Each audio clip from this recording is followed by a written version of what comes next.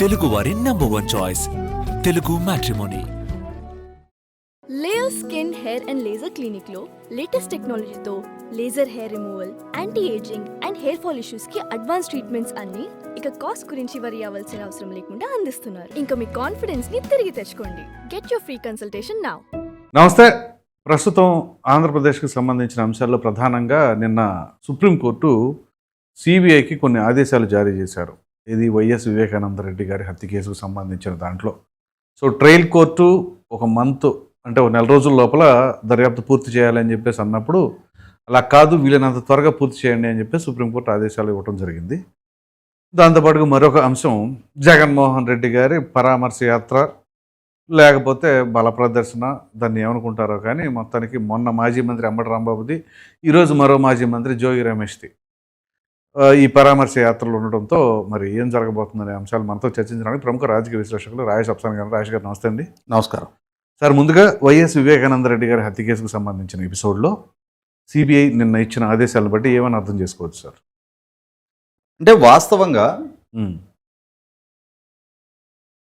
జగన్మోహన్ రెడ్డి గారికి సిబిఐకి ఏదో చాలా విడదీరాని అనుబంధం, బలమైన అనుబంధం ఏదో ఉన్నట్టుగా అనిపిస్తుంది మనకి. ఓకే.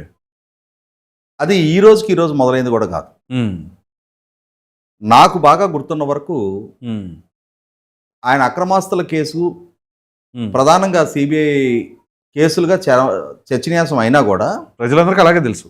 కానీ ఈ అక్రమాస్తుల కేసు కన్నా కూడా ముందు వాళ్ళ నాయన ఈ రాష్ట్ర ముఖ్యమంత్రిగా ఎన్నికైన తొలినాళ్లలోనే నాడు తెలుగుదేశం శాసనసభ్యుడు పరిటాల రవి గారి హత్య జరిగిన అంశం గుర్తు చేసుకోవాలి మనం. 2005 జనవరి పరిటాల రవి గారి హత్యకి జరిగిన తర్వాత పరిటాల రవి గారి కుటుంబ సభ్యులు ఈ హత్యకి కుట్రదారుడిగా జగన్మోహన్ రెడ్డిని కూడా ఎఫ్ఐఆర్లో మెన్షన్ చేశారు.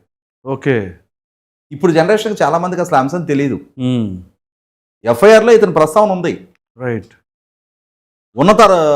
ఉన్నధర్మిల నాడు తెలుగుదేశం పార్టీ అసెంబ్లీలో హోరెత్తించింది. ఓకే. అప్పుడు రాజశేఖర రెడ్డి గారు నా కొడుకు అమాయకుడు అయినా సరే మీరు ఈ ఆరోపణ చేస్తున్నారు కాబట్టి నేను సిబిఐ విచారణకు ఆదేశిస్తున్నా అని చెప్పని సిబిఐ విచారణకు ఆదేశించారు. రైట్. కేంద్రంలో యూపీఏ ప్రభుత్వం కొనసాగుతా ఉంది. అవును. రాజశేఖర రెడ్డి గారి నేతృత్వంలో ఉన్న ఆంధ్రప్రదేశ్ కాంగ్రెస్ పార్టీ ఆ రోజు యూపీఏ కమ్యూనిస్ట్ పార్టీల మద్దతు మీద ఆధారపడి ప్రభుత్వం కొనసాగుతూ ఉంది, మైనారిటీ ప్రభుత్వం. ఓకే. అటువంటి పరిస్థితుల్లో ఆంధ్రప్రదేశ్ రాష్ట్రం నుంచి 29 మంది కాంగ్రెస్ పక్ష సభ్యుల సంఖ్యాబలం కేంద్రంలో ప్రభుత్వం కొనసాగడంలో చాలా కీలకమైంది. అంటే ఆ రోజు కాంగ్రెస్ రాజకీయాల్లో రాజశేఖర రెడ్డి చాలా కీలక భూమిక పోషిస్తూ ఉన్న టైం. ఆ టైంలో కేంద్ర ప్రభుత్వ దర్యాప్తు సంస్థ సిబిఐ ఒక హత్య కేసు విచారణ, అది కూడా ఆరోపణలు ఎదుర్కొంటున్న ముఖ్యమంత్రి కొడుకు మీద చేయాలి. రైట్. సహజంగా మనకు తెలుసు కదా, ఇప్పుడు మన మీద ఎవరైనా ఒక పోలీస్ స్టేషన్లో కంప్లైంట్ ఇచ్చారు అని అంటే పోలీసులు మొట్టమొదటి మన పోలీస్ స్టేషన్కి పిలుస్తారు. అవును. విచారణకి. అంటే మన మీద ఆరోపణలు వస్తూ ఉన్నాయి కాబట్టి మన ఇంటికి వచ్చి పోలీసులు విచారణ చేయరు, తీసుకెళ్తారు, ఫస్ట్ స్టేషన్కి పిలిపిస్తారు. అవును. అలాగే ఈ హత్య కేసు ఆరోపణలు ఎదుర్కొంటున్న జగన్మోహన్ రెడ్డిని విచారణ చేయాలంటే ఎక్కడ చేయాలి? సిబిఐ ఆఫీస్లో, సిబిఐ కార్యాలయానికి పిలిపించాలి. కానీ సిబిఐ ఏం చేసిందంటే ముఖ్యమంత్రి క్యాంప్ ఆఫీస్లో ముఖ్యమంత్రి కొడుకుని హత్య కేసు విచారణ చేసింది. అవునా? ఈ విషయం నాకు కూడా తెలియదు సార్. ముఖ్యమంత్రి క్యాంప్ ఆఫీస్లో చేశారు. ఇప్పుడు మీకు సోమాజిగూడలో, అవును, అప్పట్లో సోమాజిగూడ మినిస్టర్స్ క్వార్టర్స్లో 1-2 క్వార్టర్స్ ఖాళీ చేయించి దాన్ని రాజశేఖర రెడ్డి గారి క్యాంప్ ఆఫీస్ కోసం నిర్మాణం చేశారు. అచ్చా. అందులో ముఖ్యమంత్రి క్యాంప్ ఆఫీసులోకి వచ్చి ముఖ్యమంత్రి కొడుకుని హత్య కేసులో సిబిఐ విచారణ చేసింది. సూపర్. అంటే ఆ విచారణ చేసిన తీరు చూస్తేనే ఆ విచారణ ఫలితం ఏం కాబోతుందనేది మనకందరికి అర్థమైపోద్ది. అవును. యథావిధిగా మనందరం తలిచినట్టుగానే వైద్యుడు తలిచిందే రోగి కూడా, రోగి కోరుకున్నదే వైద్యుడు ఇచ్చినట్టుగా ఎలా అయితే ఆ విచారణ జరగాలని చెప్పని రాజశేఖర రెడ్డి గారు నిర్దేశించారో అలాగే విచారణ జరిగింది. విచారణ ఫలితం కూడా జగన్మోహన్ రెడ్డి గారికి క్లీన్ చిట్ ఇస్తూ ఆ కేసు నుంచి ఆయన పేరు తీసేశారు. సిబిఐ ద్వారా అధికారికంగా క్లీన్ చిట్ ఇప్పించారు. ఓకే. సో ఆనాడు సిబిఐతో జగన్మోహన్ రెడ్డి గారి చుట్టరకం మొదలైంది. ఆహా. ఆ తర్వాత వాళ్ళ నాయన చనిపోయిన తర్వాత అక్రమాస్తుల కేసు. ఈ అక్రమాస్తుల కేసు కూడా జేడి లక్ష్మణ్ గారు లాంటి ఒక సమర్థుడైన అధికారి చాలా నిశితంగా విచారణ చేసి పక్కా డాక్యుమెంట్ ఎవిడెన్స్ మొత్తం సేకరించి ఇక న్యాయస్థానాలకి ఆల్రెడీ డాక్యుమెంట్ ఎవిడెన్స్ మొత్తం సబ్మిట్ చేసి ఉండటంతో న్యాయస్థానం పరిగణలోకి డాక్యుమెంట్ ఎవిడెన్స్ మొత్తం వెళ్ళి ఉండటంతో ఆ కేసుని డైలీట్ చేయడానికి వీలుగాల. దాంతో ఆ కేసులో జగన్మోహన్ రెడ్డి అరెస్ట్ కాక తప్పలా, 16 నెలలు జైల్లో ఉండక తప్పలా. కానీ అదే జగన్మోహన్ రెడ్డి కుటుంబ సభ్యులు రాష్ట్రపతి ఎన్నికల్లో నాడు యూపీఏ అభ్యర్థి ప్రణబ్ ముఖర్జీ గారికి జగన్మోహన్ రెడ్డి జైలు నుంచి అనుమతి తీసుకొని వచ్చి ఎంపీగా ఓటేయటం, ఆ ఓటు వేసిన తర్వాత జగన్మోహన్ రెడ్డి గారి తల్లి, చెల్లి, సతీమణి ముగ్గురు సోనియా గాంధీ గారి దగ్గరికి రాయబారానికి వెళ్ళటం, మరి అక్కడ ఏం చర్చలు ఫలించినే తెలీదు.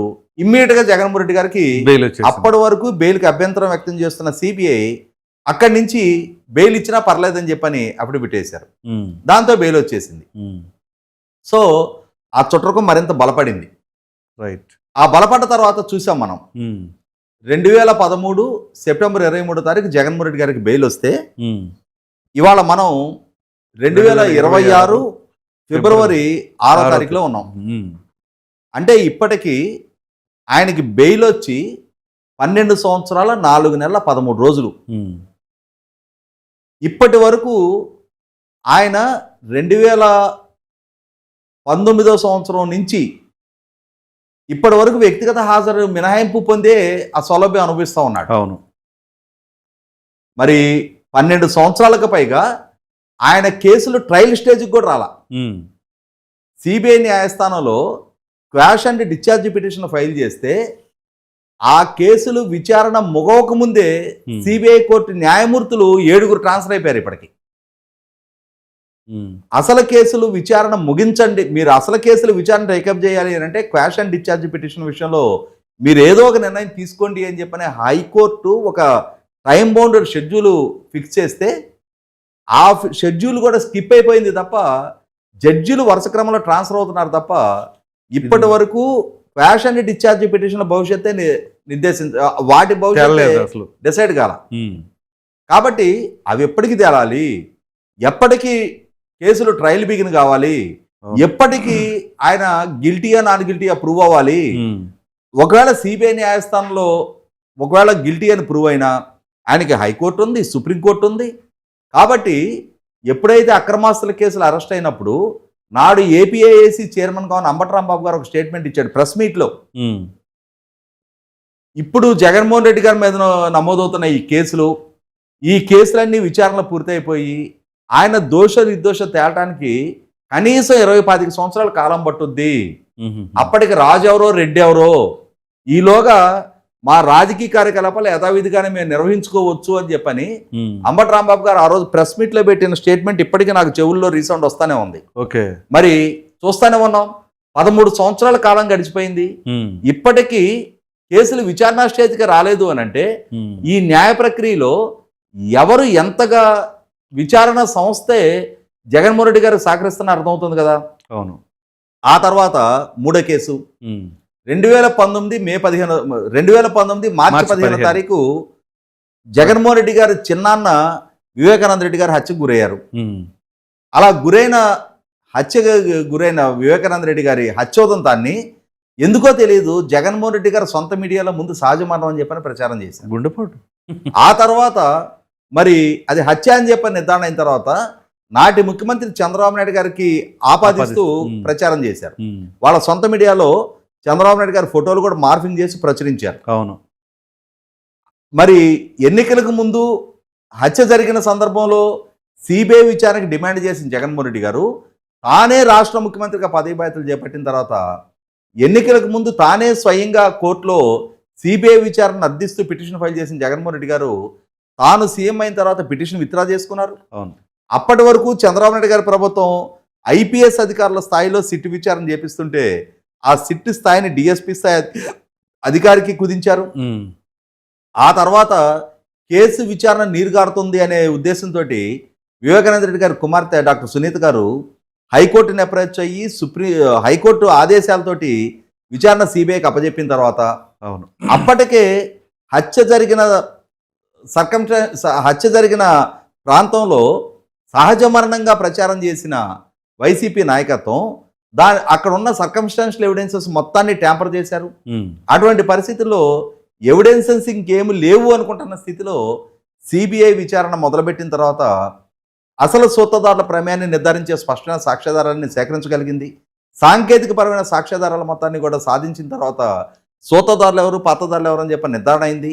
అలాగే ఆ కేసులో అరెస్ట్ అయిన అక్యూజ్డ్గా ఉన్న దస్తగిరి తానే స్వయంగా అప్రూవర్గా మారిన తర్వాత ఎవరు ప్రమేయం ఏంటి, ఎంత సుపారీ ఇచ్చారు, ఎంత డబ్బు చేతులు మారింది, తనకెంత డబ్బు ముట్టింది అనే స్పష్టమైన సాక్ష్యాధారాలు కూడా సిబిఐకి తెలియజేసిన తర్వాత సిబిఐ విచారణని అడుగడుగున ప్రతిబంధకాలు సృష్టించే ప్రయత్నం చేసింది జగన్మోహన్ రెడ్డి.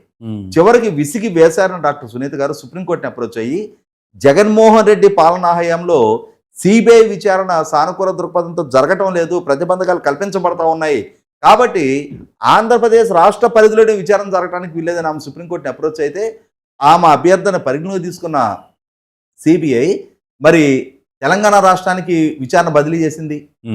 ఇవాళ మనం 2026 ఫిబ్రవరిలో ఉన్నాం. అవును. అంటే ఇంకొక నెల 9 రోజులు ఉంటే ఆ హత్య జరిగి 7 సంవత్సరాల కాలం పూర్తవుతుంది. అవును.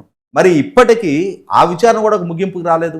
విచారణలో ఇంకా అపరిష్కృతంగా సమస్యలు చాలా ఉన్నాయి, వాటిని పరిష్కరింపబడాలి అని అంటే విచారణ ఇంకా లోతుగా జరగాలి, విచారణలో ఇంకా చాలా మంది వ్యక్తుల ప్రమేయాన్ని నిర్ధారించే దిశగా విచారణ జరగాలి అని చెప్పని డాక్టర్ సునీత గారు పదే న్యాయస్థానాన్ని అప్రోచ్ అవుతున్న నేపథ్యంలో గత విచారణ సందర్భంగా సుప్రీంకోర్టు సిబిఐ న్యాయస్థానాన్ని మీరు అప్రోచ్ అవ్వండి అని చెప్పని సిబిఐ న్యాయస్థానాన్ని కేసు మెరిట్స్ ప్రాతిపదికగా నిర్ణయం తీసుకోమని ఆదేశాలు ఇచ్చారు.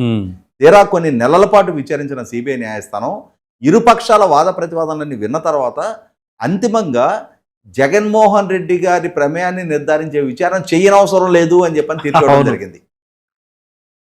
అంటే ఒక పక్క జగన్మోహన్ రెడ్డి గారి ప్రమేయం గురించి స్పష్టమైన సాక్ష్యాధారాలతో అనుమానాలు లేవనెత్తుతున్న బాధితురాలి వర్షన్ని పరిగణలోకి తీసుకోకుండా సిబిఐ వాదనకి భిన్నమైన సాక్ష్యాధారాలు కళ్ళ ముందు కనిపిస్తుంటే వాటిని పరిగణలోకి తీసుకోకుండా విచారణే చేయనవసరం లేదని సిబిఐ న్యాయస్థానం తీర్పు ఇచ్చిన మేరకు మరొకసారి సునీత గారు సుప్రీంకోర్టుని అప్రోచ్ అయ్యారు.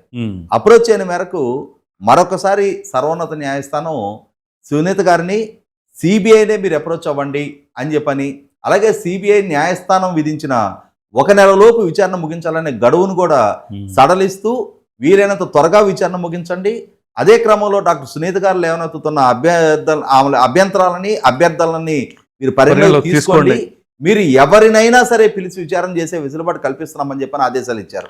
కనీసం ఇప్పటికైనా సరే సిబిఐ తెగించి డాక్టర్ సునీత గారి అభ్యర్థన మేరకు జగన్మోహన్ రెడ్డి గారి ప్రమేయాన్ని నిర్ధారించే విచారణ జరుపుతారా జరపరా? కారణం ఏంటి అంటే సిబిఐకి ఉన్న సమాచారం మేరకు ఉదయం 6:30కి వివేకానంద రెడ్డి గారి పిఏ కృష్ణారెడ్డి వివేకానంద రెడ్డి గారిని కలవటానికి ఇంటికి వచ్చిన సందర్భంలో అప్పుడు వివేకానంద రెడ్డి గారి మరణానికి సంబంధించిన సమాచారం కృష్ణారెడ్డి ద్వారా బాహ్య ప్రపంచానికి తెలిసింది అని చెప్పని గతంలో వాళ్ళకు వచ్చిన సమాచారం. కానీ తర్వాత రోజుల్లో తెల్లవారుజామున 4 గంటలకే జగన్మోహన్ రెడ్డి గారి సమక్షంలో మేనిఫెస్టో గురించి చర్చించడానికి డాక్టర్ ఉమ్మారెడ్డి వెంకటేశ్వర్లు, అజయ్ కల్లంరెడ్డి వంటి వాళ్ళు అక్కడ కలిసిన సందర్భంలో జగన్మోహన్ రెడ్డి గారు వాళ్ళతో వివేకం చిన్నాన్న ఈజ్ నో మోర్ అని చెప్పని తెలియజేశారు అని చెప్పనే సమాచారం వెలువడిన తర్వాత సిబిఐ ఉమ్మారెడ్డి వెంకటేశ్వర్లు గారిని అలాగే అజయ్ కల్లంరెడ్డి గారిని విచారించి ఆ సమాచారాన్ని ధృవీకరించుకున్న తర్వాత అప్పటికి ఎలా జగన్మోహన్ రెడ్డి గారికి అంత తెల్లవారుజామునే తెలిసింది, ఆయనకు ఆ సమాచారం ఇచ్చింది ఎవరు, ఆ సమాచారాన్ని అందుకున్న జగన్మోహన్ రెడ్డి ఎందుకని పోలీస్ డిపార్ట్మెంట్కో ఇంకొకరికో దాని గురించి ఫిర్యాదు చేయకుండా మిన్నకున్నారు అని చెప్పని డాక్టర్ సునీత గారు పదే ఆ ఫైండింగ్స్ మీద బేస్ అయ్యి జగన్మోహన్ రెడ్డి గారి ప్రమేయం ఏంటి అని నిర్ధారణ చేయడం కోసం విచారణ జరపాలని చెప్పని అభ్యర్థిస్తున్న ఇప్పటి వరకు సిబిఐ ఆ దిశగా ఒక్క అడుగు కూడా వేగిపోవడం చూస్తుంటే జగన్మోహన్ రెడ్డి గారితో పెనవేసుకుపోయిన గాఢానుబంధం కారణంగానే సిబిఐ వైపు నుంచి ఆ మెతక వైఖరి ప్రదర్శిస్తున్నట్టుగా అర్థమవుతుంది. అప్పటికి 3 కేసులు అయినాయి, ఇప్పుడు 4వ కేసు. ఈ మధ్యకాలంలో జగన్మోహన్ రెడ్డి గారు ముఖ్యమంత్రిగా ఉన్న రోజుల్లో తిరుమల శ్రీవారి ప్రసాదంలో ప్రసాదం తయారీలో వినియోగించే నెయ్యి రసాయనం. నకిలీ నెయ్యి సరఫరా కాబడింది అని చెప్పని చెలరేగిన వివాదం.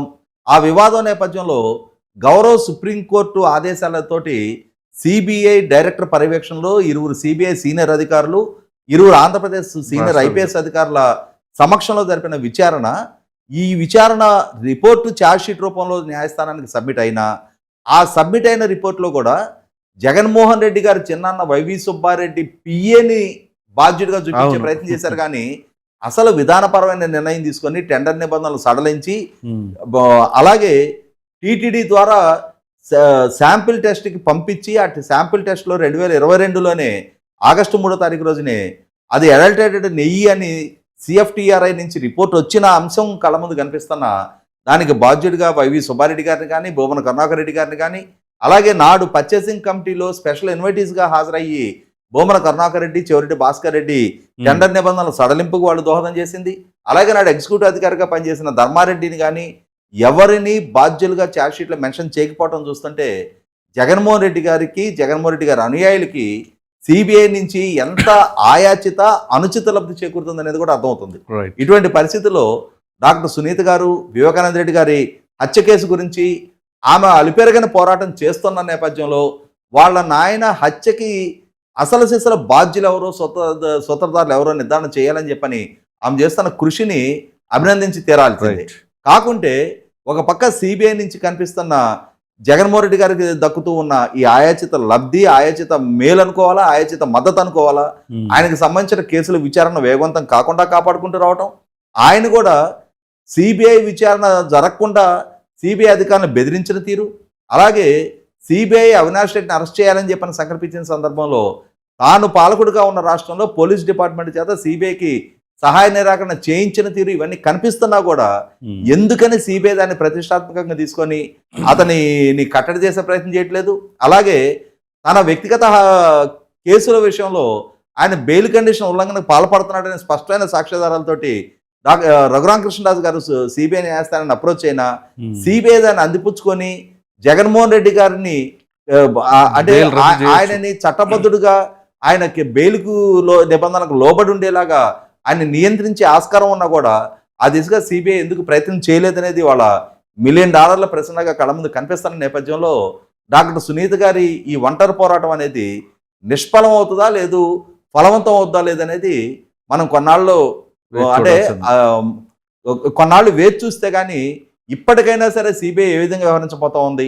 ఇప్పటికీ కూడా జగన్మోహన్ రెడ్డి గారిని కొత్త ఇంటికి అన్నం తినడానికి వచ్చిన అల్లుల్లాగానే ట్రీట్ చేస్తారా, లేదు కనీసం ఇప్పటికైనా సరే అతని ఉల్లంఘనలకి అతని ప్రమేయాన్ని నిర్ధారించే సాక్ష్యాధారాలు కళ్ళ ముందు కనిపిస్తున్నప్పుడు మరి ఇప్పటికైనా సరే సిబిఐ ప్రాపర్గా యాక్ట్ చేస్తా లేదా వేచి చూడాలి మరి. రైట్. సో దాని తర్వాత ఈ జోగి రమేష్కి సంబంధించిన పరామర్శని ఏ రకంగా చూడాలంటారు? ఎందుకంటే మొన్న అంబటి రాంబాబుది చూసాం ఆల్రెడీ, ఇప్పుడు జోగి రమేష్ది. అంటే మనం చేసిన చర్యలు ఏంటి, అన్యాయంగా నిజంగా ఎవరికైనా ఏదైనా జరిగిందనుకోండి అప్పుడు పరామర్శిస్తే తప్పులేదనుకోవచ్చు. ప్రక్కన అంబటి రాంబాబు మాట్లాడిన తీరు, జోగి రమేష్ మాట్లాడిన తీరును కూడా అక్కడ తప్పే ఉంది అనే తరహాలో జగన్మోహన్ రెడ్డి ఈ పరామర్శ చేయడాన్ని ఎలా చూడాలంటారు? ఇప్పుడు యాక్చువల్గా మనం టీవీ సీరియల్స్లోనో సినిమాల్లోనో గొప్పగా నటించే నటులను చూస్తూ ఉంటాం. అక్కడ వాళ్ళకి ఇచ్చిన స్క్రిప్ట్ మేరకు, వాళ్ళ డైరెక్టరు నిర్దేశించిన మేరకు వాళ్ళు పోషిస్తున్న పాత్రకి న్యాయం చేస్తూ ఆ నటులు తమ నటనా కౌశలాన్ని ప్రదర్శించడం చూస్తాం మనం. అవును. ఇప్పుడు జగన్మోహన్ రెడ్డి గారికి కూడా ఆయన పర్యటన సందర్భంగా, ఎందుకంటే ఇక్కడ పార్టీ అధినేతగా డబ్బులు ఖర్చు పెట్టుకుంటుంది ఆయనే. ఓకే. అంటే ఆ ఈవెంట్ ఎలా ఆర్గనైజ్ చేయబడుతుంది అనేది ఆయనకు ఒక స్పష్టత ఉంది. ఆయన ముఖ్యమంత్రి హోదాలో ఉన్న రోజుల్లో ఎలా అయితే ఆయన పర్యటించే రూట్ మొత్తం కూడా చెట్లు నరికేయటాలు, బ్యారికేడ్లు, తర్వాత పరదాల కట్టేయటాలు, షట్టర్లు క్లోజ్ చేయటాలు, స్కూళ్ళకి కాలేజీలకు సెలవులు ఇవ్వటాలు, ఆ వ్యాన్లు మొత్తం రప్పించి జనాన్ని తరలించటాలు, ఇవన్నీ కూడా ఆయనకి ఇంటెలిజెన్స్ అంటే వాళ్ళ నాయకులు ఆయన దగ్గర మెహర్బానీ కోసం, లేదు ప్రభుత్వాధికారులు ఆయన దగ్గర మెప్పు పొందటం కోసం ఈ విధమైన చర్యలకు పాల్పడ్డారంటే ఒక సభ కొత్త, 2 సభలు కొత్త. 5 సంవత్సరాల పాలకుడుగా ఇదే రకమైన ఈవెంట్ షో ఆయన నడిపించుకుంటూ వెళ్ళారు అని అంటే ఆయనకి ఏది నచ్చుతుందో దాన్ని వాళ్ళు చేయడానికి అలవాటుపడ్డారు. వాళ్ళు ఏది చేస్తున్నారో అది ఆయనకి నచ్చడం మొదలైంది. అలాగే ఇప్పుడు ఈయన కూడా ఈ మధ్యకాలంలో చూస్తూ వచ్చాం మనం. ప్రభుత్వ పదవి బాధ్యతలు చేపట్టిన 4 రోజులకి ఢిల్లీలో జాతీయ మీడియా ముందు ధర్నా కార్యక్రమం మొదలుపెట్టిన నాటి నుంచి కురుబ లింగయ్య హత్య జరిగింది అని చెప్పని అనంతపురం జిల్లా రాప్తాడు నియోజకవర్గ పర్యటనకు వెళ్ళినా, అలాగే బంగారుపాళ్యంలో మామిడి రైతుల పరామర్శకు వెళ్ళినా, గుంటూరు మిర్చాట్లో మిర్చి రైతుల పరామర్శకు వెళ్ళినా, అలాగే రెంటపాళ్లలో విగ్రహావిష్కరణ కార్యక్రమానికి వెళ్ళినా, వినుకొండలో రషీద్ హత్య సందర్భంగా కుటుంబాన్ని పరామర్శించడానికి వెళ్ళినా, తెనాలిలో పోలీసుల చేత లాఠీ చార్జికి గురైన 3 యువకుల పరామర్శకు వెళ్ళినా, అలాగే పొదిలిలో పొగాకు రైతుల పరామర్శకు వెళ్ళినా, ఇట్లా ఏ కార్యక్రమాన్ని ఆయన సంకల్పించుకొని పరామర్శలకు వెళ్ళినా, ఇంక్లూడింగ్ మొన్న గుంటూరు అంబటరాంబాబు గారి కుటుంబ పరామర్శకు వెళ్ళినా కూడా ఆయన తాడేపల్లి నుంచో ఎయిర్పోర్ట్ నుంచో ఆయన ఆ పర్యటన మొదలైనప్పుడు ఆఖరికి రాప్తాడులో చూసాం మనం. బెంగళూరు నుంచి ఆయన రాప్తాడికి హెలికాప్టర్లో వచ్చి ఆ హెలికాప్టర్ దిగిన దగ్గర నుంచి కురుబలింగయ్య కుటుంబాన్ని పరామర్శ చేయడానికి వెళ్ళే క్రమంలో ఆ క్రౌడ్ పుల్లింగ్, అలాగే అక్కడ జరుగుతున్న హంగామా, వాళ్ళ జయధ్వానాలు, ఆ కేరింతలు, ఒక హత్య గావించబడ్డ వ్యక్తి కుటుంబ పరామర్శకు వెళ్ళే ఏ సందర్భంలో కూడా ఎవరైనా సరే కొంత గంభీరత ప్రదర్శిస్తారు. కానీ జగన్మోహన్ రెడ్డి గారు మాత్రం కేరింతలు కొట్టుకుంటా వాళ్ళ శ్రేణులు స్లోగన్స్ ఇస్తుంటే, ఆయన మీద పూల వర్షం కురిపిస్తుంటే ఆ తన్మయత్వంతో మునిగి తేలతా అంటే ఒక రకమైన విజయ గర్వాన్ని ప్రదర్శిస్తా ఆస్వాదిస్తూ ఉంటారు. ఇప్పుడు ఏ శ్రేణులు మొన్నటి ఎన్నికల్లో ఆయనకి ఏ స్థాయి విజయం దక్కించగలిగాయో ఆయనకి తెలుసు. అవును, అటువంటప్పుడు సహజంగా ఎన్నికలలో ఇంత ఘోర ఓటమి చెందిన తర్వాత ఏ నాయకుడైనా సరే కనీసం కొన్నాళ్ళ పాటు కొంత రెస్ట్రైన్ మెయింటైన్ చేస్తాం. అవును, అదే ఇంతటి ప్రజా వ్యతిరేకత మనం మూడగట్టుకున్నాం, ఇంతటి వ్యతిరేక తీర్పు మనం దక్కించుకోవాల్సి వచ్చింది కాబట్టి కొన్నాళ్ల పాటు మనం కొంత సమయం పాటిస్తే బెటర్ అనే ఒక ఆలోచన చేస్తారు. కానీ జగన్మోహన్ రెడ్డి గారు మాత్రం ఇంతటి ఘోర ఓటమి దక్కినా సరే ఈ ఘోర ఓటమి నుంచి నాకు అంటే ఈ అవమాన భారాన్ని నుంచి నన్ను నేను మళ్ళీ రీఛార్జ్ చేసుకోవాలి అని అంటే ఇలాగే కేరింతలు కొట్టాలి, ఇలాగే స్లోగన్స్ ఇవ్వాలి, ఇలాగే రప్ప ప్రత్యర్థులు నరుగుతామని చెప్పాలి. ఇదే విధంగా సీఎం అని చెప్పి నన్ను పిలవాలి అని చెప్పని నిన్న మోషన్ రాజు గారి అబ్బాయి పెళ్లికి వెళ్ళారట. ఓకే, అంటే లెజిస్లేటివ్ కౌన్సిల్ చైర్మన్ మోషన్ రాజు గారు వాళ్ళ అబ్బాయి పెళ్లి ఫంక్షన్కి వెళ్తే అక్కడ కూడా సీఎం అని చెప్పని అంటుంటే, అరే పిచ్చిముడా కొడుకులారా, నేను సీఎం ఏంట్రా, ప్రధాన ప్రతిపక్ష నాయకుడు హోదా కూడా నాకు లేదు, మీరు ఇట్లా పిలిచి నన్ను అవమానం చేయకండి, ఎన్నికల్లో ఘోరంగా ఓడిపోయి ఉన్నాం మనం, నన్ను ఇప్పుడు మీరు సీఎం అని పిలవడం ఏంటని చెప్పని వాళ్ళ శ్రేణుల్ని మందలించాలి. ఒకసారి ఆయన సీరియస్ మందలిస్తే రెండోసారి ఇంకొకరు ఆయన అలా పిలవరు.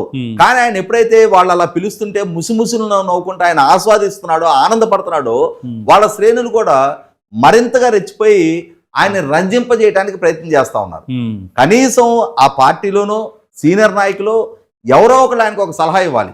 సార్ ఈ విధమైన ప్రచారంతో మనకి ప్రజలలో చులకన స్వభావం ఏర్పడుతుంది, మనం ముఖ్యమంత్రి కానప్పుడు ప్రజలు ఘోరంగా ఓడించి మన ముఖ్యమంత్రి పదవిని లాగేసుకున్నప్పుడు, మన ప్రత్యర్థులకు ఆ పదవి కట్టబెట్టినప్పుడు మనకి కాని పదవిని మన పేరిట ఆపాదించుకొని మనం పిలిపించుకోవటం క్షేమకరం కాదు, అది ప్రజలలో సరైన సంకేతం పంపించదని ఎవరైనా సలహా ఇవ్వాలి. సలహా ఇవ్వాలి, స్వతహాగా ఆయనకైనా తెలియాలి. ఇవాళ ఆయనకి తెలియనంతటి అమాయకుడు కాదు, చిన్నపిల్లడు కాదు, 54 సంవత్సరాల్లోకి వచ్చాడు ఆయన. అయినా సరే ఆయన మాత్రం ఆ విధంగా పిలిపించుకోవడానికే ఇష్టపడతా ఉన్నాడు. అదే క్రమంలో ఈ మధ్య జరుగుతున్న టూర్లు చూస్తూ ఉన్నాం మనం. ఇప్పుడు వినుకొండ రషీదుని చంపేశారు అని చెప్పని ఆ కుటుంబాన్ని పరామర్శించడానికి వెళ్ళేటప్పుడు కూడా ఉదయం 10 గంటలకు తాడేపల్లిలో బయలుదేరి 105 కిలోమీటర్ల వినుకొండ చేరుకోవడానికి 7.5 గంటలు పట్టింది. అంటే ఎన్నికలలో ఘోరంగా ఓడిన మరుసటి నెలలో ఎవరు ఆ టైంలో ఊరేగింపులు తీరు. అవును, అంత ఘోరమైన ఓటమి ఎదుర్కొన్న తర్వాత కానీ ఆయన ఊరేగింపులు తీయించుకున్నాడు, పూలదండలు వేయించుకున్నాడు, పూలు జల్లించుకున్నాడు, క్రాకర్స్ గాల్పించుకున్నాడు. 7.5 గంటలు ప్రయాణించి కష్టపడి వినుకొండ 5 గంటల 40 నిమిషాలకు చేరాడు, ఉదయం 10ంటికి బయలుదేరి. అవును. అదే విధమైన ప్రోగ్రామ్ ఎక్కడ చూసినా. ఇప్పుడు ఏమవుతుంది, ఇప్పుడు ప్రజల్లో బలపడుతున్న అనుమానాలు ఏంటంటే, తాడికొండ నుంచి వినుకొండ వరకు స్వాగత సత్కారాలు పలికిన శ్రేణులు మరి వినుకొండ నుంచి బయలుదేరేటప్పుడు ఎందుకని ఆయన వెంట నిలవట్లేదు, ఆయన్ని చూడటానికి ఎందుకు నిలవట్లా? మరి అప్పుడు కూడా ఆపాలి, అదే నాయకుడు కదా, అదే పొంగిపోతున్న అభిమానం అప్పుడు కూడా వ్యక్తం కావాలి కదా. అవును. ఆ నాయకుడి మీద అంతటి ఆకర్షణ, అంతటి క్రౌడ్ పుల్లింగ్ ఎబిలిటీ ఆయనకు ఉంటే వెళ్ళేటప్పుడు ఉన్న జనాలు వచ్చేటప్పుడు ఎందుకు ఉండట్లా? వచ్చేటప్పుడు అదే రూట్ లో వస్తున్నాడు కదా, తాడేపల్లి టు వినుకొండ, వినుకొండ టు మళ్ళీ తాడేపల్లి రావాలి కదా, అదే రూట్ లో వచ్చేటప్పుడు మరి అంతగా ప్రజలు పోటెత్తాలి కదా ఆయన కోసం. అంటే ఇక్కడ ఏమర్థం అవుతుంది, ఒక ఆర్గనైజ్డ్ ఈవెంట్ లాగా దీన్ని నడిపిస్తా ఉన్నారు.